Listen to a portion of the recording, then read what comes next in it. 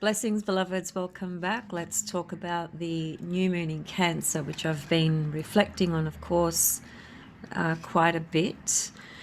There's a lot to unpack today. First, I just want to actually say thank you to all of you who continuously support and follow me and who have expressed, beautiful comments and thoughts and reflections of appreciation and just sharing parts of your journeys as well. I really appreciate everything. I do read all the comments. Sometimes I reply to certain comments. Sometimes I just hit the love button for all of them, or the like button, just depends. But anyway, I just want to say thank you to all of you who continuously follow and support me. And it certainly does give me more energy in my heart to sort of pour more out and share more with you guys, as much as I possibly can. For those of you that don't know, it does take a lot of time to put this sort of material together and to create the video and to upload and, just the whole process of all of that. It does take time. It is a labor of love. And I do really enjoy and feel grateful to be able to do this and grateful to be able to share what I can based on my experience, understanding, my level of consciousness and so forth. The Vesta in Virgo opposite Neptune and trine Pluto video, which I just posted a day ago, has been a pretty interesting video because a lot of people could really resonate with the frequency of Vesta, and I really love that you guys have shared your stories and your comments and so forth. And I'm hoping that it's really brought some more clarity and awareness to you about the power of this particular goddess. She's certainly been speaking very strongly to me in my life. Well, my whole life really, but this last retrograde cycle of Vesta in Virgo has just been huge for me, which has been lining up with also the Mercury retrograde cycle, which was in Gemini.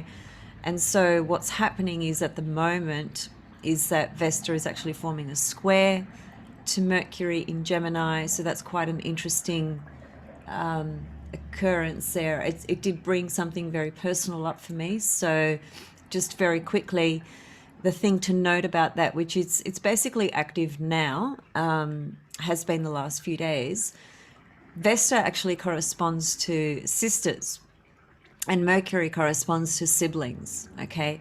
So Mercury and Vesta being square each other, if there's been some kind of issue with a sibling, or it could be a person who is like a sister, in your life, not necessarily your biological sister, but it could be someone who's like a sister type of figure.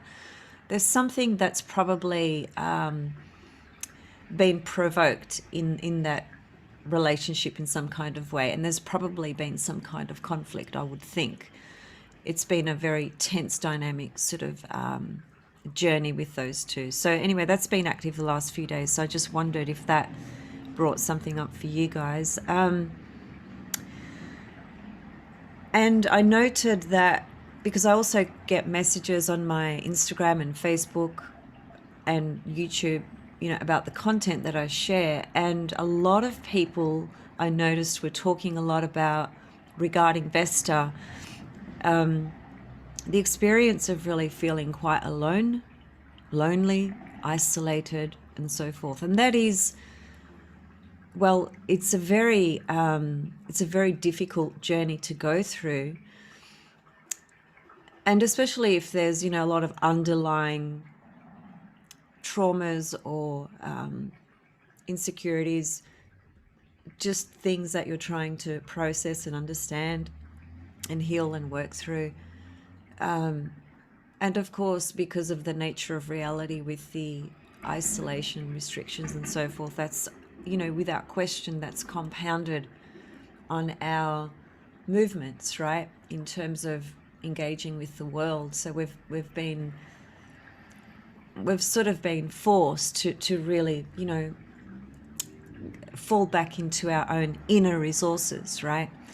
And that's the power of working on ourselves inwardly, which I frequently make reference to from the point of view of whatever's going on out there and whatever we build on the external level is always subject to change, right? And it's always subject to ending in some kind of way and then being reborn in another way. So the more we can actually work on our inner plane, inner levels, heart center, soul work, spiritual work, which are the harder things to do, but the more we can continuously work on that journey and cultivate these inner levels of resources that can sustain us, right?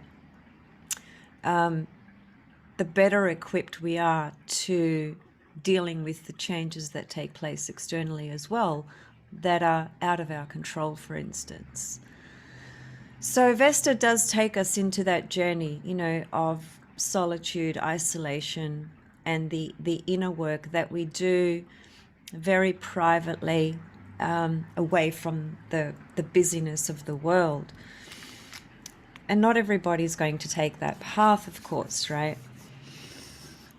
This is just essential oils, a little cocktail of essential oils that is very healing. So the other thing that I wanted to talk about before I get to the new moon in Cancer, the Mercury retrograde cycle, which has been going since May. It went direct recently. Mercury has had that little dance with Neptune, and I've spoken about that fairly extensively, so I'm not going to unpack that journey as such, but I do want to highlight that at the moment, as Mercury has progressed forward, it's forming its last square to Neptune. So perhaps have a look at, I think I did a video on, it's somewhere there, I just can't see it, but I'm sure I've...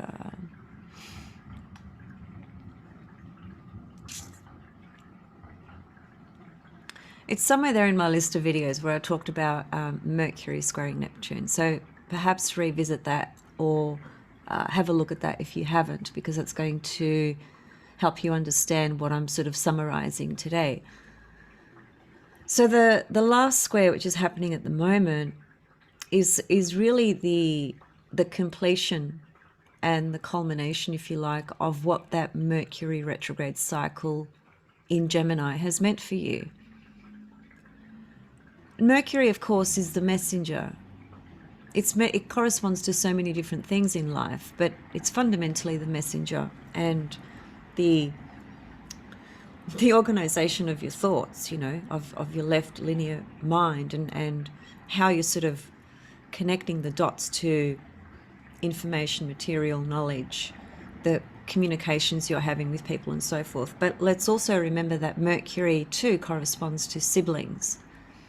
And I did mention that this Mercury retrograde cycle has quite possibly triggered some matters in people's lives relative to siblings, particularly with that square to Neptune, which hasn't been an easy sort of journey. In terms of our own personal cultivation, if you like, it could have been quite an inspirational process relative to downloading more inspired wisdom, if you like, through spirit, Neptune, and having some insights through that journey, which has given you more inspirational, greater sort of visionary ideas of things in your life, where you're at, what you're trying to create, or what you're dealing with at the moment, or spiritual, meditative practices, very soft healing type of practices that could have proved to have been very fruitful during this time with the Mercury squaring Neptune. But at the personality, exoteric, external level, it has possibly created quite a bit of chaos and confusion in perhaps conversations you've been having with a specific person or certain people, and just also the information and data that's sort of spat out like a like somebody spewing something out of their mouth, right? Relative to what the media is putting out there with, again, the nature of events and this global situation. I won't go on this too long. I'll just make one comment. And I have touched on this before, but again, here in, well, where I am living at the moment, which is in Australia, there's been just an absolute chaotic misrepresentation again of the vaccines. You know, there's just been, they've just chopped and changed their perspective and their guidance and their opinion, I don't know how many times, about a number of different vaccines relative to age, relative to you know, who should take it, when you should take, you know, just all this crap. That's just, it's just misinformed everybody on so many levels. People, there's so much fear going on. It's really quite toxic, to be quite honest. So anyway, this last square, I think, is going to bring something to light on those levels as well. Personally, I think, you know, with that kind of situation, the more confused we are with what's presented through the powers of media, the more that should be a signal for an alarm bell to signal to you that you need to well, you need to sort of decide for yourself, if I can just put it like that. You know, the decision must come from you, and not sort of the sense of pressure, because there's so much pressure around this issue. It's become such a controversial issue. And there's so much division around it, and there's so much judgment around it. And if you don't do it, then you are putting everybody else at risk and so forth. And I don't think that's necessarily the correct way to think about that. I think we need to just try to find what feels right to us about what we need to do. I'll leave that subject alone for now, because it is quite a controversial subject. My point anyway is that there's just been so much deception and confusion and misinformation, and I expected that down to a T while Mercury has been squaring Neptune. The other thing to note, just finally again before I move to the new moon, is that when Mercury went retrograde, when it stopped to go retrograde, that happened on the 24th degree of Gemini. And it went right back to 16 degrees of Gemini. And then it stopped at 16 degrees to move direct. So that point, when Mercury goes retrograde, wherever it stops to then change its direction to move direct, and this is a principle you can apply to any planet in terms of it stopping and going retrograde and then turning around to go direct. That whole cycle, the principle of this can be applied to any planet.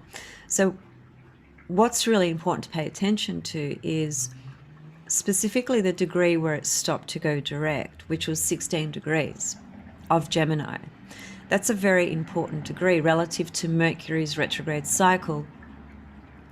And so if you have planets at 16 degrees of Gemini, or even 16 degrees of mutable signs, so the mutable signs are Gemini, Sag, Pisces, and Virgo, right? So they are the 4 mutable signs. So if you have any of those signs at the 16th degree, or you could even go between, let's say 13 to around about 19 degrees, that bandwidth around there, but especially if you've got something at 16 degrees, that planet that is at in those degrees, whether it's in Gemini or any of the other mutable signs, has been highly activated in a very significant way for you during this time. So for the last couple of months, right? And whatever that has been for you, and whatever planet it has activated, and or point and or other body in the chart. So for example, for me, it stopped dead on my what's called the vertex in the birth chart. The vertex is not a planetary body, it's not an asteroid, it's actually a mathematical calculation, okay? But it's an incredibly important point in the chart, especially with predictive work and rectification of charts and so forth, and also through transits hitting it off. And it does speak to very karmic and specific relationships and things that are quite challenging. So anyway, that Mercury at 16 degrees was exactly on my vertex in Gemini, and that has been huge in my life and what I've had to work through with that, which has actually been,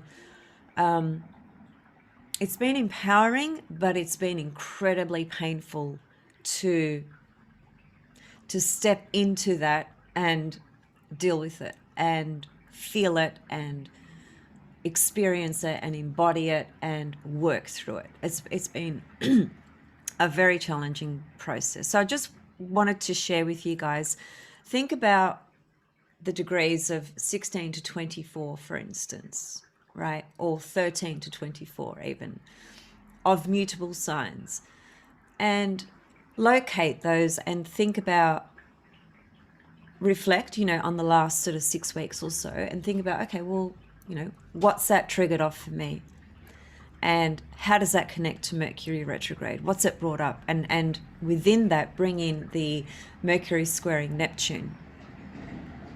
And I'm certain that a lot of you will be able to connect the dots and actually see what that has meant for you. Remember, Mercury, communication, siblings, and just your overall connection to information, data. It could be like things like commerce and trade, service, of course, because Mercury corresponds to all of those things as well.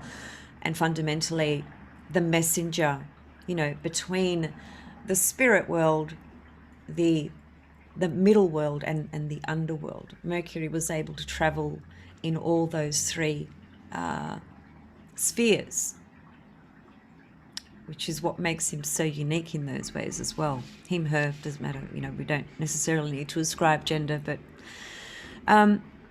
okay, so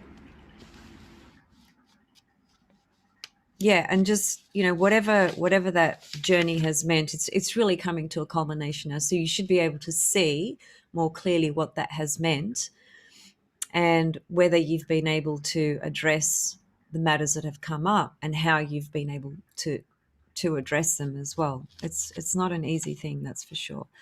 Okay, so now the full moon that we had a couple of weeks ago was in Capricorn, right?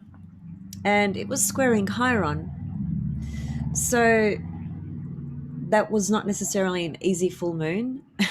And I think my last comment in that video was, just don't let the heaviness of the Capricorn energy kind of weigh you down, because Capricorn can be quite a heavy energy at that material, physical, personality, lower level of existence. Lower doesn't mean bad, it just means it's a different field.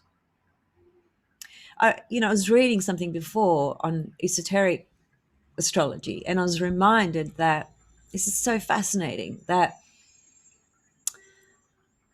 as the soul incarnates into the physical body, it dies into this lower sphere because it descends from a higher place into a lower place to incarnate into this physical realm and physical body for the purposes of its evolution, basically. But it's a death of descending into a lower vibration and frequency. And that's why, while we are here, it's so challenging to continuously raise our frequency, raise our vibration, and remember who we are. As I said in a previous video, we have like this spiritual amnesia, and we've forgotten our essence. And that is part of the process. It's part of the journey of, waking up again. And that waking up takes us through, infinite storylines and narratives and experiences. And I'll say it again, there's no right or wrong. The mind likes to make a judgment on what is right and what is wrong. And, because I heard someone recently reference sort of, I suppose, bringing their opinion forward about other astrologers, saying that it's wrong to suggest that people aren't bad, or people don't do bad things. And that's just such a Gemini way of thinking. It's purely Gemini. Gemini is the archetype that splits things up. It creates the polarity in order to eventually synthesize and bring together a greater sense of whole and unity through love. That's why Mercury is the planet that corresponds to ray number 4 in esoteric astrology. And ray number 4 is harmony through conflict. And it brings up the experience of duality and polarity. It's very similar to the concept or process of projection, projecting out there in order to reintegrate back into ourselves, a component of ourselves that we've projected out there. So in truth, in the absolute highest level of truth, there is no right or wrong. The mind is what makes that judgment. It's a difficult sort of thing to contemplate in many different ways. And on the other hand, we can also sit back and say, well, when somebody kills somebody, that's wrong. Yeah, of course that's wrong relative to our human life and our values and our morals and so forth. That's not a good thing to do. Of course not.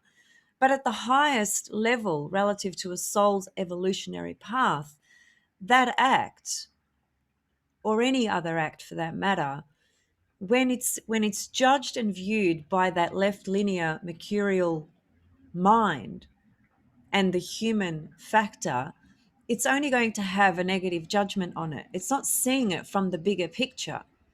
The bigger picture is the soul's evolutionary path. And I think that's just always important to bring in, even just to our everyday way of thinking, because it can help us actually, first of all, work on our own stuff. Never mind what Joe Blow's doing. Worry about what you are doing.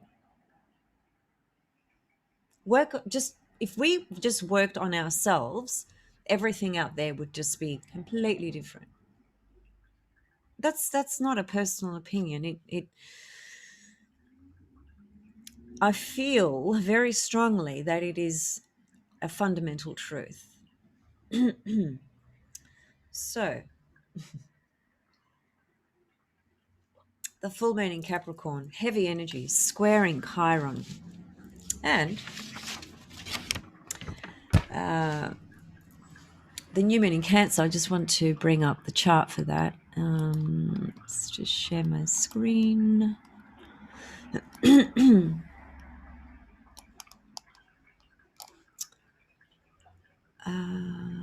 Okay. Right, so 9th and 10th of July, depending on where you are, southern or northern hemisphere. It's the 10th for us in the southern, and it'll be the 9th for you guys in the northern hemisphere. So there's the new moon. Let me just grab something here. 18 degrees, right? Yep, 18 degrees of Cancer. So there it is there. Sun moon conjunction, of course, is a new moon. And of course, it's opposite Pluto in Capricorn.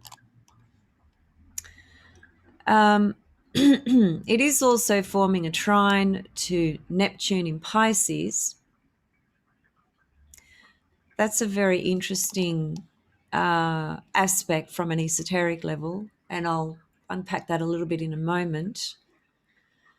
I also consider Chiron involved in this picture, forming a square to this new moon. So we've got something very similar to the full moon in Capricorn, right? Because the full moon in Capricorn was actually square Chiron. That was 2 weeks ago. And the new moon in Cancer is also square Chiron. So Chiron's vibration is quite heightened at this time for the world and for us, personally as well. Relative to these lunation cycles and what's been highlighted and what's going to be given birth to at this cycle. So 2 weeks ago, whatever was illuminated through that full moon in Capricorn was illuminated to you, whether that was being confronted with certain things that were very painful to actually look at, but you just had to. It was unavoidable. It could be so many different scenarios, right? And so I'll leave that for you to obviously reflect on for yourself relative to your personal life and circumstances. But whatever it was not something easy. First of all, Capricorn's not an easy energy, and Chiron squaring that full moon was quite a painful sort of dynamic, right, to be confronted with. But ultimately, let's always remember that with Chiron, even though initially it's going to, it's like you've got this, deep wound, right? And you've bandaged it up, and somebody just comes and rips off that bandage, and suddenly that wound is just open and it's totally raw. And you can see the wound itself, how deep it is, and the bandage being ripped off. Now that wound is exposed. That's what Chiron brings up. It brings up those deeper inner sort of wounds that when they are exposed, there is ample opportunity to heal, to provide the correct action for healing. And that's not an easy process. It's deeply painful for many different reasons, but it's inevitable because we all have Chiron in our chart. So we all have experience being wounded and rejected. Chiron connects to being rejected, the experience of rejection. Whatever house it's in, it's going to bring up that theme. Certainly if it's in the 12th house, it's a lot more difficult to figure out what that is, but it's not impossible. And I would also advise, really looking at both the whole sign houses and the quadrant system relative to your birth charts when you're looking at transits. Look at both systems because you will get valuable information from both. In addition to that, you could also look at your chart from the esoteric level and get a whole other layer again relative to the current transits, even just looking at the lunation cycle. And just back on Mercury for a minute, I just wanted to read this regarding Gemini. Gemini changes, mutates, and adjusts everything that is necessary for the evolution of the soul, both in our individual lives and in our collective life as humanity. So that's an interesting sentence to contemplate. This comes from Esoteric Astrology, and I'm reading from this book, which is Alan Oken's Soul-Centered Astrology. I've often made reference to this book. It's a fantastic book if you want to learn, if you want to start to learn esoteric astrology.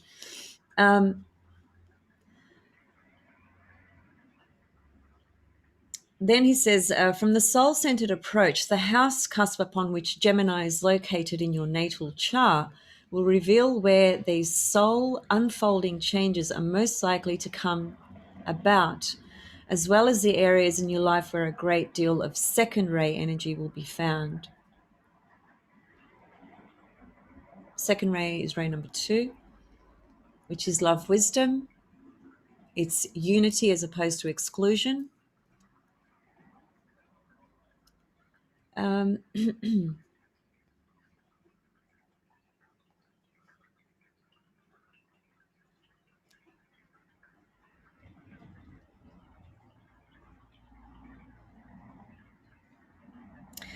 and here's another thing that really relates to what I was trying to explain before about Gemini being the archetype at the personality level, which needs to polarize everything, and that's how the issue of right wrong comes up. Good, bad, hot, cold, male, female, night, day. It's the polarization and the experience of duality. And Gemini is the one archetype that has this undeniable need to split everything up. I have a friend who has a son who's a Gemini, and from I think when he was only just about maybe 12 or 13 years old, something like that, um, she saw him writing something on a piece of paper, and she went to have a look at what he was writing, and it was just remarkable. He'd grabbed this sheet of paper and he'd drawn a line in the middle,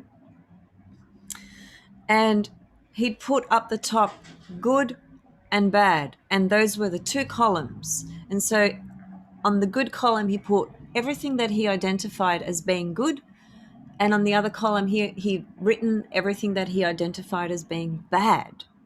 That's the classic archetypal expression of Gemini from the point of view of needing to split everything up.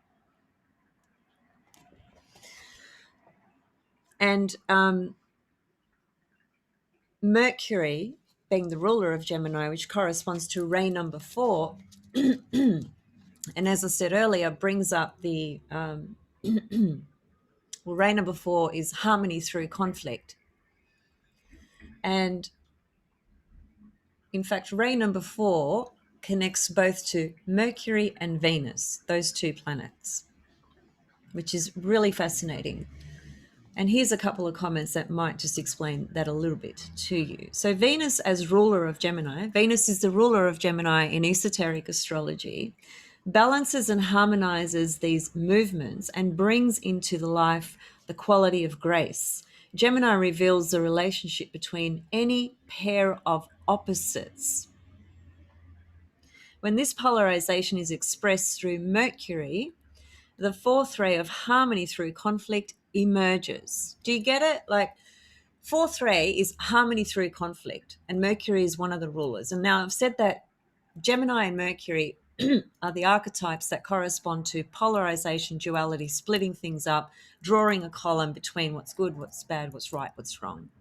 And here, the comment that I just read, when this polarization is expressed through Mercury, the fourth ray of harmony through conflict emerges. Think about that. What's conflict? Conflict arises because we have split something up into right, wrong, good or bad. My opinion is right, your opinion is wrong. That ultimately or subsequently potentially produces conflict between two people. Think about that on the stream of life in a myriad of ways that can be expressed and is every day, all the time, in countless situations. So, yeah, once you start to kind of integrate the esoteric meanings of astrology, you really unlock these deeper layers to the archetypes that you see before you right now.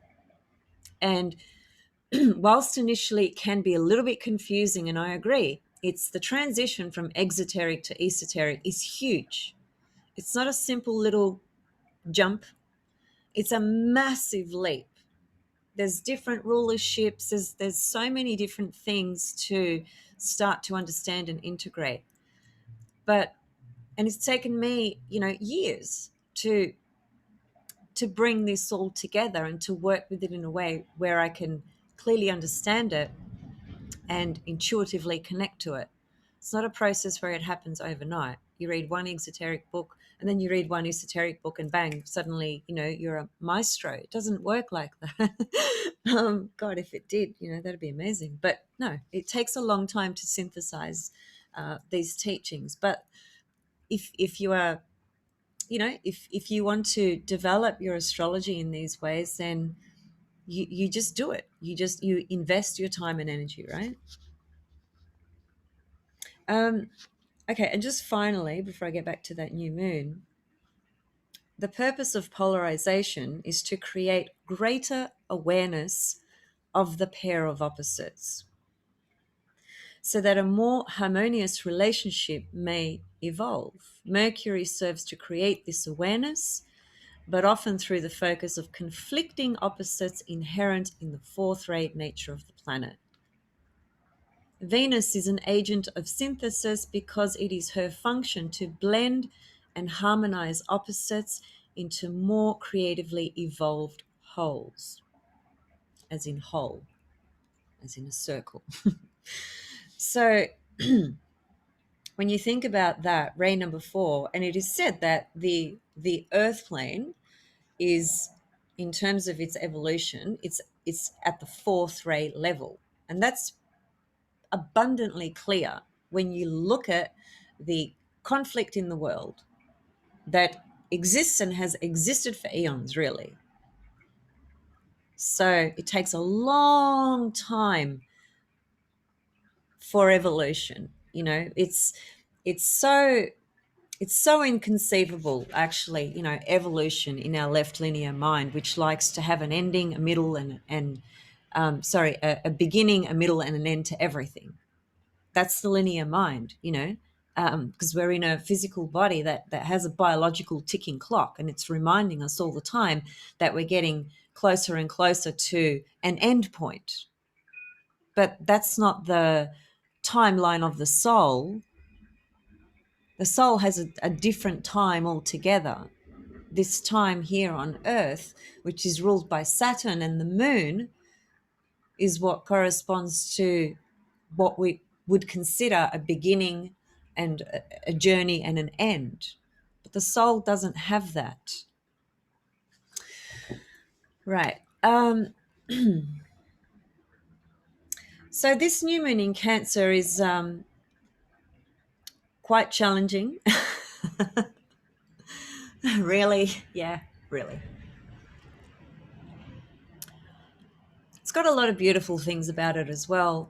But look, first of all, Cancer is, if you think about the zodiac, the wheel, the 360-degree circle, the 12 zodiac signs, that within itself is a development of evolution. It begins at Aries and it completes at Pisces. So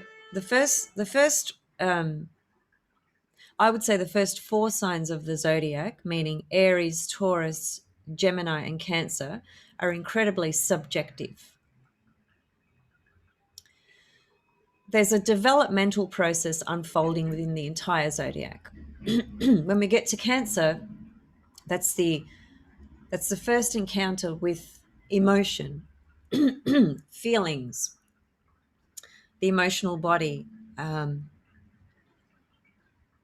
whole psychic waters. Now, in esoteric astrology, Cancer is ruled by Neptune. And it's interesting because we have a new moon in Cancer trining Neptune, right? Forming that trine. So that's a really lovely uh, feature to this new moon cycle, because the Cancer component, here's what I wanted to read actually.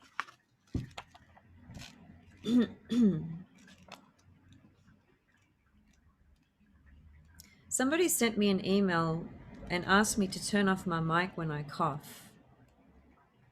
If you're watching, hey there, how you going? Yeah, and I replied by no can do, sorry. Now, I do cough a little bit, but I don't think I cough that much.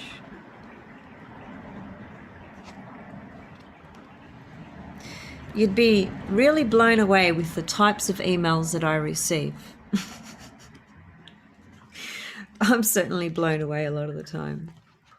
All right, where's the page I'm trying to find?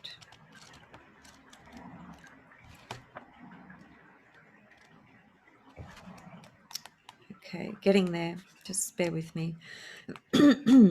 Okay. So bearing in mind that Cancer is it's reached a level of development and embodiment, right, through Aries, Taurus, Gemini. Now, it is said in ancient wisdom teachings that Cancer is known as the gate in. It's the gateway into this incarnation. Remember I said in a few videos ago, I mentioned about, in Rudolf Steiner's teachings, there's some reference there about, well, the seven spheres and those corresponding to the seven traditional planets, and the moon being the body, which is the closest body actually to our Earth, right? The moon is the closest body to Earth. And the moon in those esoteric teachings is when the soul comes through the spheres, the moon is the last body that it comes, the last physical, astronomical, body that it comes through before it comes into the body. And so it's the gateway in, which is really, really important because it's referring to the soul basically making an entry, incarnating into this physical world, right? So, okay, let me just read a couple of comments here.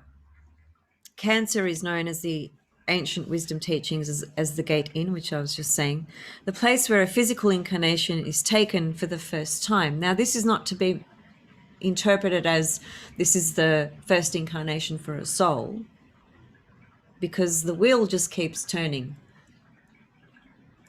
And the soul is just constantly evolving, right? But it's just trying to remind us of that energy of Cancer, right? And just a few other comments will kind of bring this to a crux for us.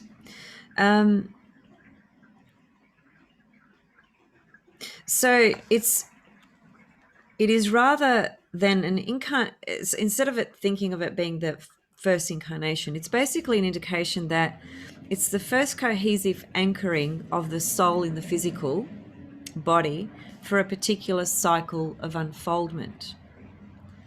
And he says, I love this. This is one reason why Cancerians are always so busy looking for a home, a place to root, a foundation upon which to build future incarnations, and a point on the material plane to which the soul may polarize its presence, thus creating a line of movement for the Antakarana.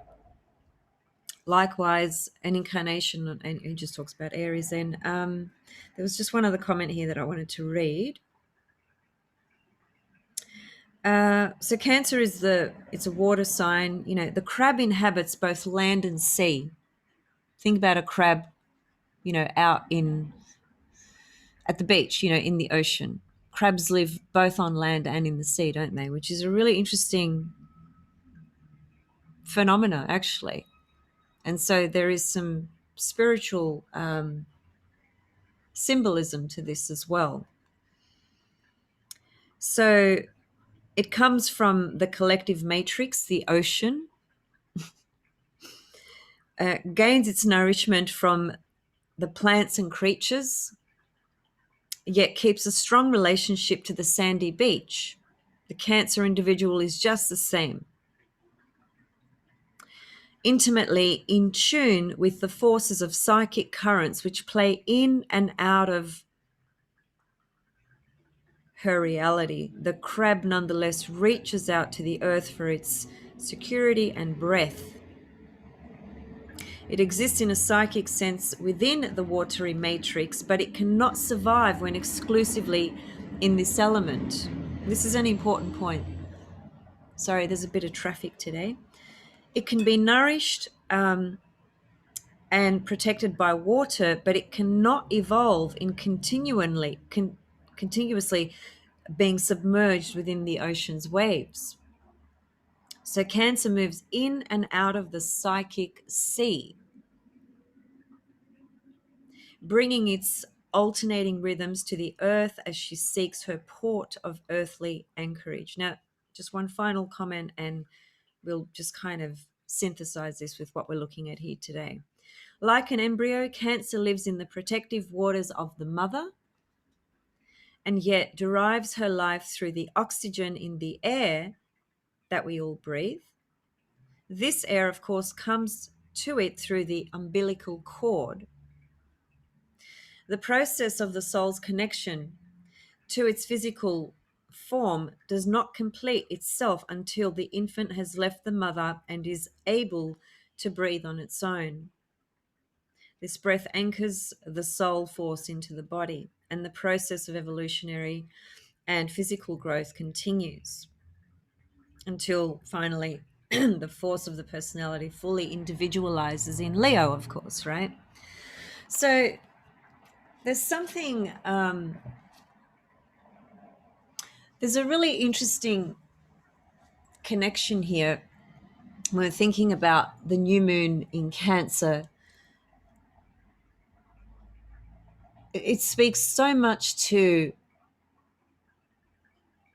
trying to find a sense of identity, experiencing vulnerability and insecurity, trying to create form and roots and feel like you have a home somewhere, you belong somewhere. And the Neptune forming a trine to this, because Neptune is the esoteric ruler to Cancer, is really highlighting the issue of, see, both the moon and Neptune connect to the waters, the psychic waters, which we are made of, right? And the moon has a very personal, subjective sense of who it is or who it's becoming or who it needs to become or who it wants to become or where it belongs. And Neptune is the body that enables us to understand that whilst you may need to form and create this personal sense of identity and a sense of safety within that, there is something larger, much larger than that, which is the unison and the unity of all. So what does that mean in plain English? In plain English, this trine from Neptune to the moon is providing us an opportunity to perhaps let go of some of the personal attachments that Cancer can have. Cancer has a lot of personal attachments in an emotional way to the past. And the past is so powerful in the Cancer archetype that it literally feels like it's happening right now. It's so incredibly powerful and can be so overwhelming. and so difficult to let go of that. And so Neptune forming a trine is implicating, look, it's time to let go of some of those personal old storylines or narratives that may be very rooted in a particular tribe, family, home or land that you are in. And it's basically saying, look, find a way to release a lot of that, because Pluto, which is opposite this new moon, is in no uncertain terms asking us to actually transform something about the attachments we have to past narratives, where we thought, this is how I've grown up, this is the sort of person I am, this is how I've lived, these people are my family, you know this is what defines me, and so on and so forth. And the attachment to very specific narratives around that, which belong to the past, because then that they actually, they're not happening right now, but they feel like they are such a big component of who you are today. And without that, then who are you? Well, it's time to start to actually evolve into a newer sense of identity, which has less attachments to these past narratives and storylines and timelines, because we are actually moving into different timelines, and that couldn't be more evident with the crisis that's happening in the world, and the way the consensus reality, or let's just say most people are perhaps viewing that, is there's great fear, anxiety, and uncertainty in play, because the old is just being completely smashed out of the waters, and there's new timelines coming in. And so it's kind of like there's this herd of people all just kind of hanging on here, hanging on for life, that they can feel the old slipping away, which is the reality that we knew before 2000, late 2019, and the wanting to hold on to that, and the absolute uncertainty of what we're stepping into, which Jeffrey Wolf Green calls the unknown, which is Uranus. So this new moon cycle, I think, is speaking to a lot of these sorts of currents and themes that are going on in our own life personally. And it is about, perhaps, new moons are always an opportunity to plant new seeds. We know that. That's a given, right? That's the most basic thing that people understand about new moons. You can have new moon rituals, practices, and so forth, intentions, set intentions, and so forth. Yeah, that's really basic sort of knowledge that most people understand. But think about it even more deeply relative to, yes, it is a new moon, but it is intricately connected to everything else in your chart and everything else in your life in some way. And of course, it depends what all these other transits are doing to your chart as well. But certainly, just relative to the new moon being opposite Pluto, trine Neptune, square Chiron, those energies are quite difficult. Pluto, Neptune, Chiron, they're not easy. The thing that adds a little bit of a softness to this is the trine from Neptune. But, Neptune, through the physical, material, personality plane, is massive disappointment. That's what it produces. First, it produces that dream, that fantasy, that ideal that we project onto something or someone. And when it doesn't come through, it's like you've just been dropped from, the heavens above at the most blissful plane into, hell. It's just a massive drop. And it just brings huge disappointment. So we're always dealing with that level of Neptune, even in trine aspects, because it always has that potential to bring that through from that personality level. And so the the most effective way to integrate Neptune is through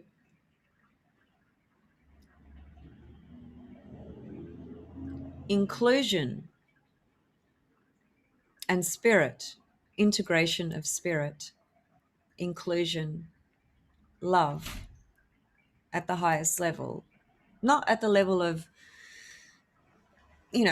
my personal needs, so to speak. Neptune's not about our personal needs. It's the reminder that we've all been born out of the same cosmic womb. We were all part of that, and we've just kind of like all branched out like a tree with all its little branches. That's all the souls.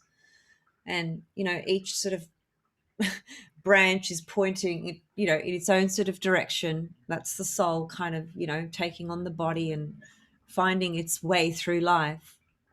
And then, and the leaves on there, which will eventually, decay and then be reborn again. It's a great analogy, the tree, actually, for many different things, and certainly just for the, our life journey, right? So, yeah, I was just talking about the most effective way for the integration of Neptune. It is about remembering actually our essence, The moment we bring it through on that personality level, yeah, it can bring up a little bit of ecstasy and bliss because we just project some ideal fantasy onto something, and that can bring us some kind of pleasure temporarily.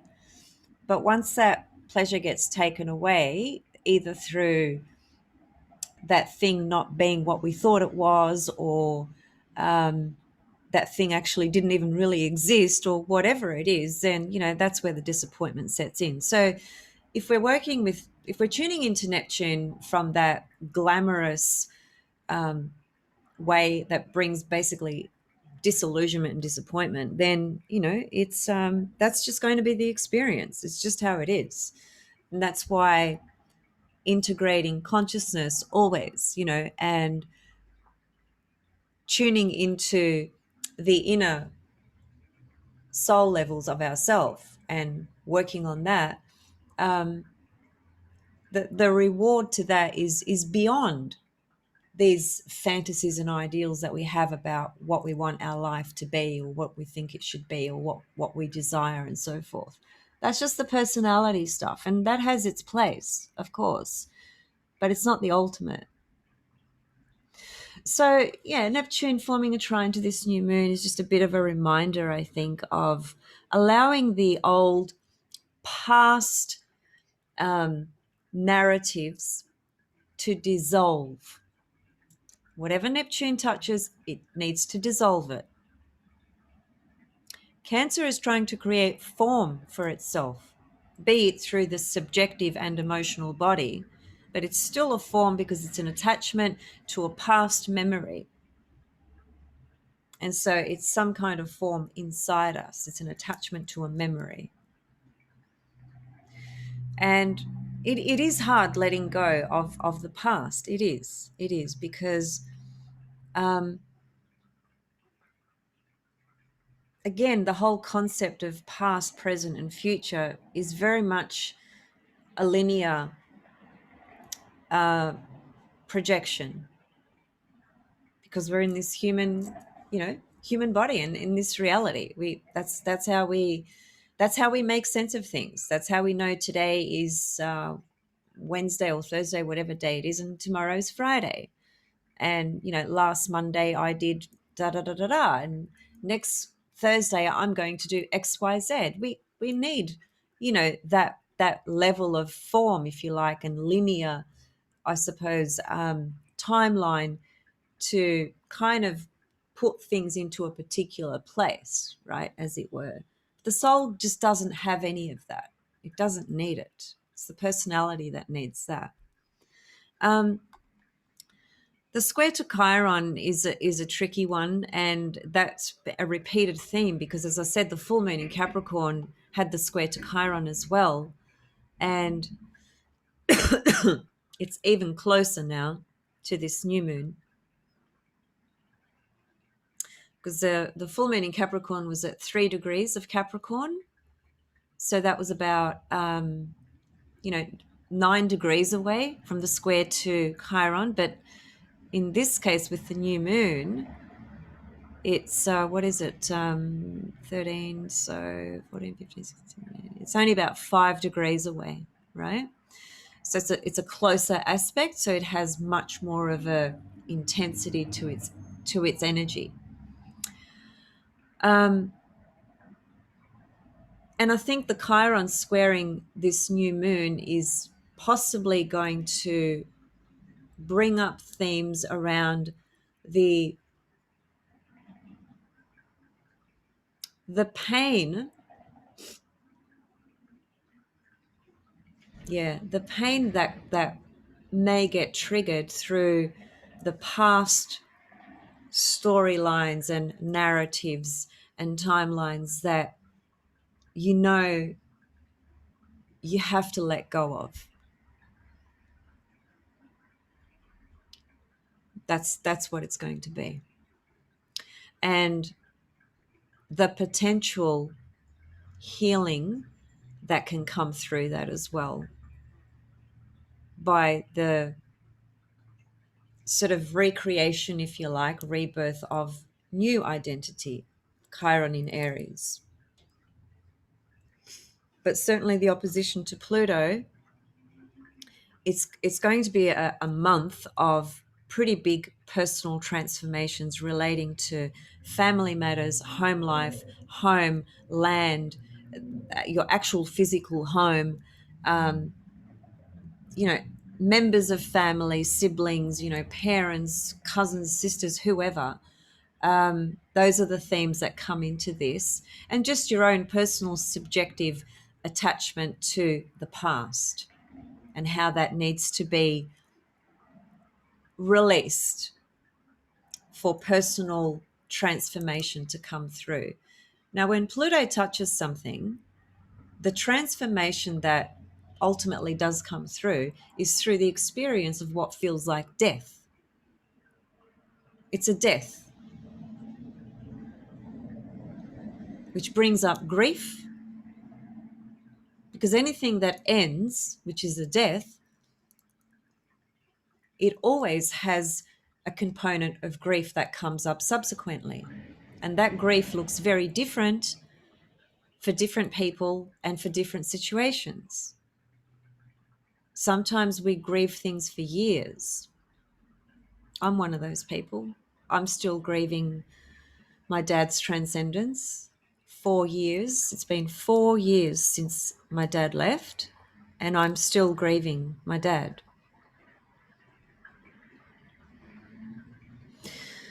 So, yeah, there's a lot to that. But anyway, okay, and so that's it. That's the message of this new moon, which is incredibly powerful, But it's so rooted in vulnerability, Cancer, and strong feelings on things, very personal, strong feelings on things. The rawness of that, but being real, really being real with where you are right now. Not to anybody else, just to yourself. To start with, at least. Okay, we can see that a few days later, Venus is approaching her conjunction to Mars. I notice a lot of people are talking about this. I've already touched on it because I did do a video on, Venus in Leo. So I have touched on the conjunction to Mars, but I focused on the whole cycle of Venus in Leo. So there's a bit of information there on the Venus-Mars conjunction. I might come back and give a few more comments though, because I've been further reflecting. And so I might come back and talk about that, because I think I've, just kind of talked enough for today. Just really wanting to encapsulate the energy of this new moon, which is super, super sensitive, by the way, guys, super sensitive. Um, and I would say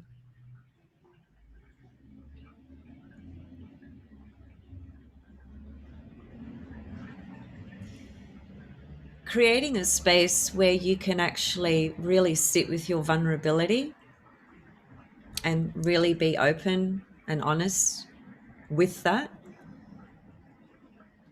would be a really powerful journey with this new moon in Cancer. It's going to be powerful because Pluto is opposite it. But the transformation, if you like, or release, purging, and so forth, can only come through when something else has been completed, when you've let go of something. That's the way it works with Pluto. You can't change how Pluto is going to do that. That's just Pluto.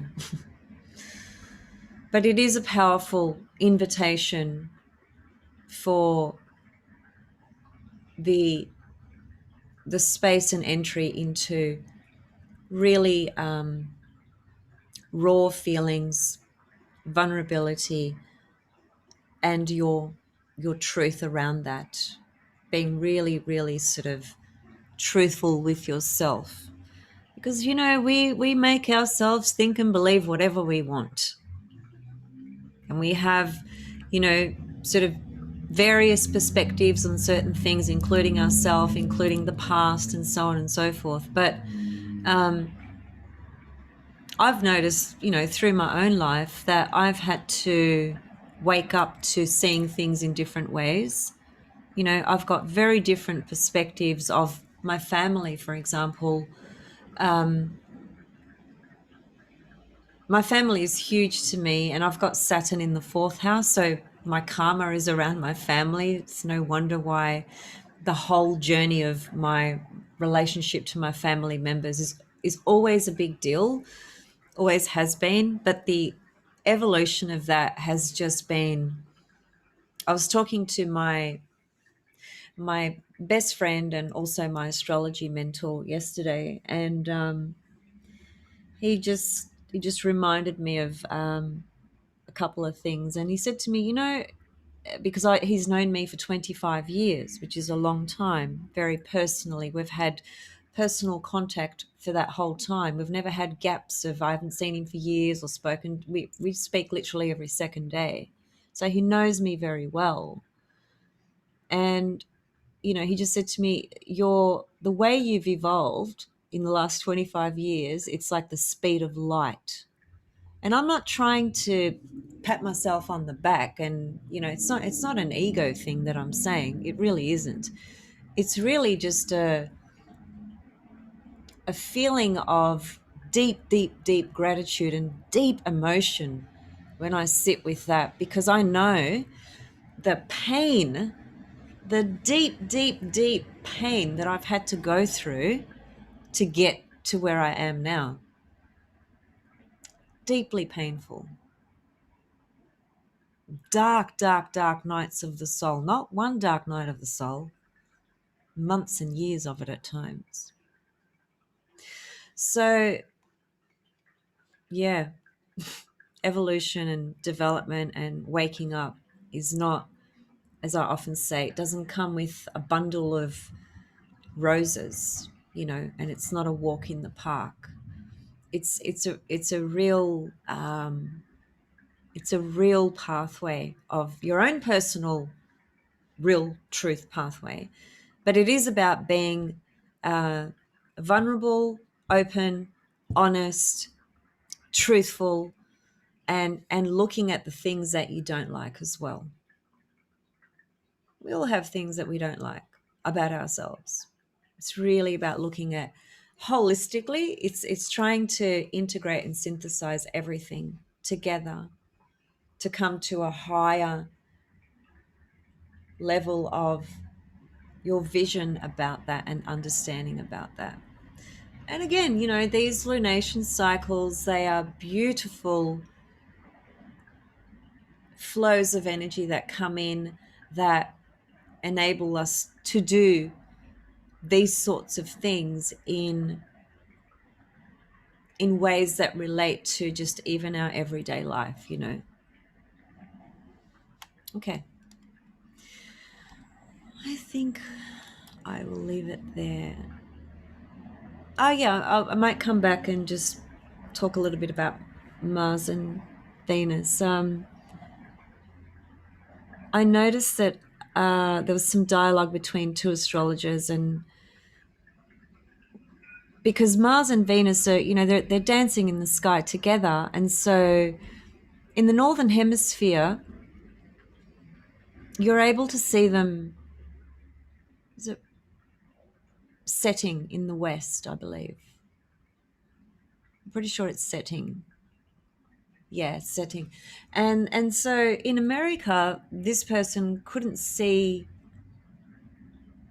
No, in Greece, this person couldn't see Mars. They could see Venus, but they couldn't see Mars. And Venus and Mars are right next to each other. So they're wondering, why can't I see Mars? And Venus is so bright. She's like one of the brightest. They call her the brightest star. She's just so bright. So she's her even visually, astronomically, she's so bright, and she's sort of taken over Mars's sort of light, if you like, which is very interesting to me. I want to come back and talk about that a little bit. But anyway, but in a part of America, this astrologer said that he could actually see Mars next to Venus, but it was ever so slight, just this slight little tinge of orangey red. As we know, Mars it's got that color, right? But Venus was the she just she amplified her energy, which I like that because Mars it means many things, but it is a difficult energy because it always speaks to conflict and things like that. It does speak to a lot of other important positive things that we need to do and feel and experience. But Venus is a benefic, and her inherent nature is not to bring harm. So we kind of want Venus to be the one that, takes over whatever comes next to her, as it were, just through the brightness of her frequency and energy. So that's a good thing, in other words. All right, I'll see you guys very soon. Take care, and I hope this new moon cycle brings to you whatever it is that you are ready for and whatever it is you need. And, we make it our own, as it were, through our awareness